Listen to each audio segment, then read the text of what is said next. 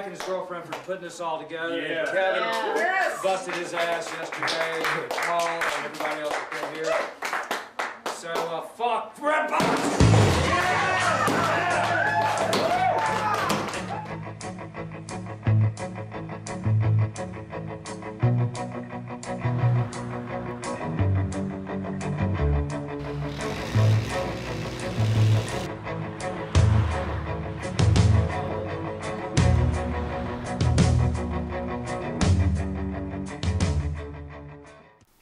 Video 21 in Tallahassee, Florida closed last year.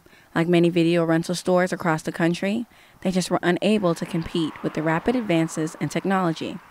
The popular trend of paying for online video streaming or paying $1 to rent a disc for a night is making it hard for many of these gems to stay afloat. I mean, it's unfortunate that now one company has a monopoly on an entire industry. I think that's completely unfair and unfortunate.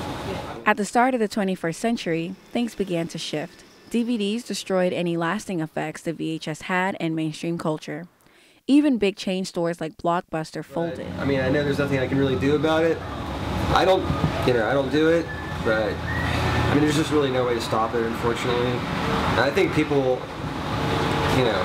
eventually are going to realize what they gave up when they decided to do that, to stream and to, there's really nothing like going into a store, being able to look at, I mean, I'm sure other people have told you this who've worked at video stores too, looking at, an actual tangible thing and being able to say, okay, well, and then, talk to somebody who's seen it and talk to somebody who knows about movies and who shares the same, same taste in movies that you do. Over 50 million people in 40 countries currently subscribe to Netflix streaming service.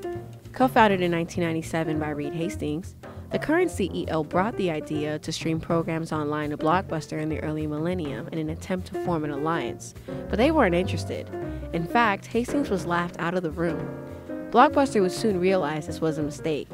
By 2011, Netflix entered the game of original programming, with award-nominated and winning programs like House of Cards and Orange is the New Black, creating a convenience for some and a loss for others. Like, for example, when I started working at Video 21 in 2007, a typical Friday or Saturday night, we'd make about $1,200 to $1,500. By the end, by like 2012, we were making maybe $300 on a Friday or Saturday, if we're lucky. It was like a slow death, like two years of just steady decline.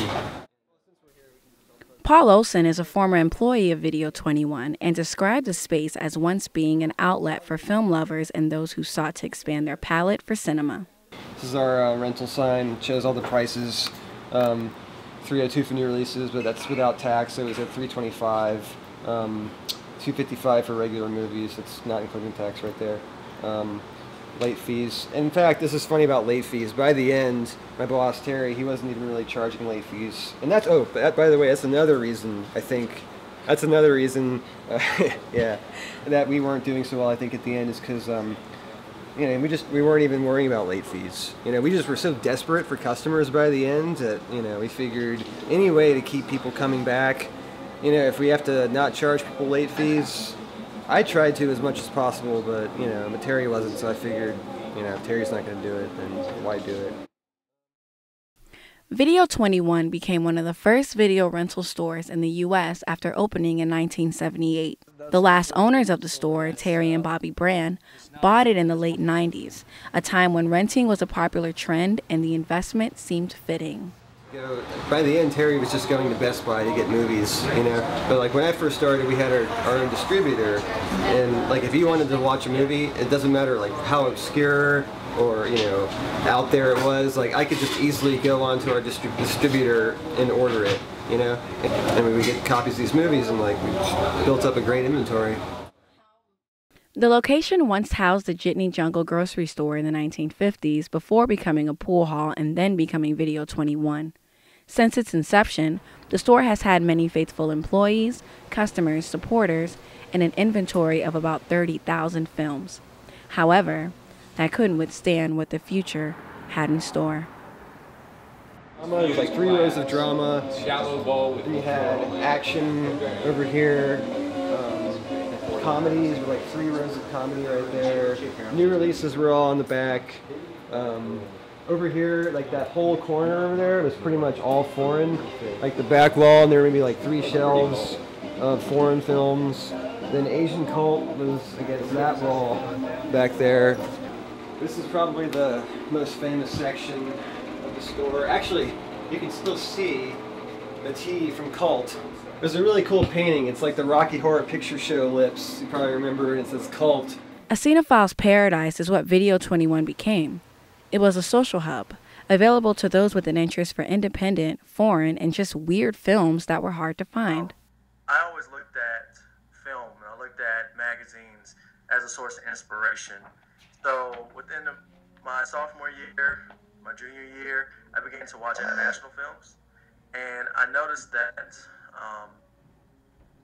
the film stores that were around were either closing or they didn't necessarily fit my needs.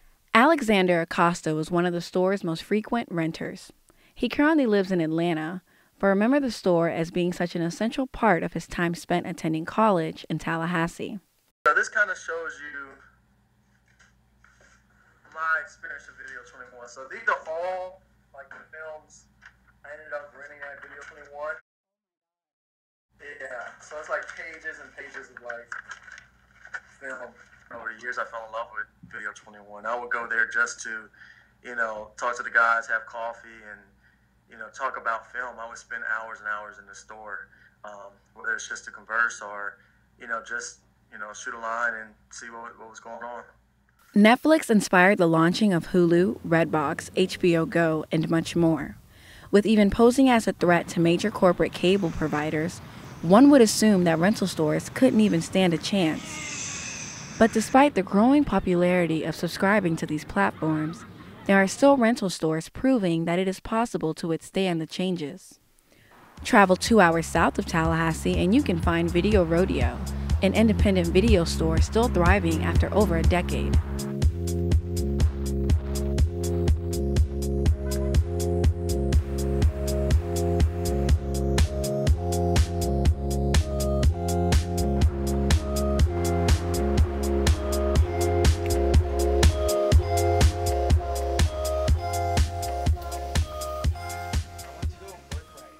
I normally come here because you can't find most of these movies at any other place because there's no other movie stores here in Gainesville besides Redbox, and that's about it. So if you want to find a movie older than a year, then you have to come here. If not, you can't watch it, pretty much. Why not support local businesses at the same time while you do whatever you like? As long as it's a reasonable price, then I don't see any downside to it, because HBO Go is extremely expensive. Netflix, you have to pay at least $10 a month, and if you want the DVDs, it's another $10, so why not keep video stores afloat, support local businesses? Video Rodeo, a small store nestled in downtown Gainesville, has been an employee-owned independent video store since opening in 2004 by film professor Roger Beebe. The filmmaker relocated to Ohio earlier this year, but knew at the time that Video Rodeo was something that Gainesville was missing. Well, so I moved there in 2000 and started the store in 2004. And yeah, it was really just my experience of being there and sitting around griping about, you know, hey, I wish this town had, you know, more of this and more of that. And I just figured after 4 years, I was pretty much sold on being there. And so I thought, you know, rather than just complaining about things that were lacking, I could help fill some of that void. And so that year, I both started the video store and started the film festival that I ended up running for 10 years. His goal was to provide a resource for those who weren't interested in the films that Blockbuster Movie Gallery offered. But now that streaming services have proven to be the new threat, things are up in the air. It's strange right now. You know, Video Rodeo or video stores in general were kind of one-stop shops that you would go in and you expect them to have everything. The way the internet terrain is divided up is really confusing to me for the moment.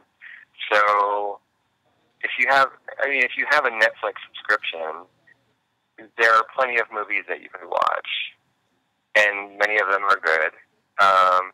But if you go in with a specific movie in mind, you are more likely than not to not find it. The reason for Netflix's limited supply of content is because of their relationships with particular corporate partners and distributors. Redbox, on the other hand, carry mostly new releases no older than 2 years. This, and because of community involvement, is what is keeping Video Rodeo on its feet. We do still have a really strong community support system here. A lot of people come in on a daily basis. A lot of people come in and they know that they're supporting us. That's why they want to be here. They want to have a town that has a video rental store. So those are also our biggest successes. Some of our biggest challenges end up leading to the things that keep us afloat the strongest and the longest. Colin is one of the co-owners at Video Rodeo and has been working at the store for 5 years now. He knows that streaming services are one of their main challenges, but by creating a cooperative management system and incorporating different features into the store, they've managed to sustain. We have deals on Monday, Tuesdays, and Wednesdays. We have 2-for-1 classics or 2-for-1 foreign films. Sometimes we do a 3-for-2 day in the store. We also added a book nook, new and used books, anything that the employees here want to bring from either their own home, or if they want to go out and buy their own books and sell them in the store. It's a way for us to try to help the employees make extra money if possible, just because everybody who works here is really volunteering their time. We get paid based on how much we make every month, so sometimes sometimes we pay well and sometimes we don't pay very well. So anything we can do to try to help out the employees, and that's part of what the community has helped us do as well. Yeah, well, I think it's one of the things that makes Gainesville. I mean, clearly this couldn't actually be a space if we ran it like a normal business, but it's kind of one of those quirky things that gives the city some personality and some flavor, and I like being a part of that. Video Rodeo is currently preparing to move to its new location further downtown in Gainesville. The new space is close to 1,600 square feet. A huge difference from the current space at 950 square feet. The store hopes to include new attractions. This will hopefully help them maintain even longer. As the years progress, programs like Netflix and Redbox will only continue to advance, bringing forth new features that offer more evolved, convenient forms of living. And this will only raise the bar higher for Video Rodeo and other rental stores that are still standing. And it definitely does add, I feel like it makes things accessible, so some things that people might not watch otherwise, they get to because of services like that. However, it seems a little sad that so much has to go under because of it. As most people have computers and use the internet, I'm probably one of the few people who don't. I'm really behind on technology, and that's fine with me. It's like I don't want to have an internet presence at all, really. And I hate to say it, but I hate to say it, but I do use Redbox. But there's just really not anything interesting or good in there. Very rarely, at least. So I really miss being able to just come in here and just grab a stack of movies and just find just the weirdest stuff ever, stuff that there's stuff that we had that it's not on DVD, it never will be on DVD, it's probably lost forever, so it's a great loss, unfortunately. We've seen a rise in demand for renting movies. I don't think we're necessarily going the way of the typewriter. I think a lot of things are starting to kind of make a return. I know from a musician standpoint, CD sales have plummeted. Nobody's buying CDs anymore, but vinyl sales have shot up. Our culture really values nostalgia, and our culture really enjoys hands-on things when they can get themselves out of the house to do it.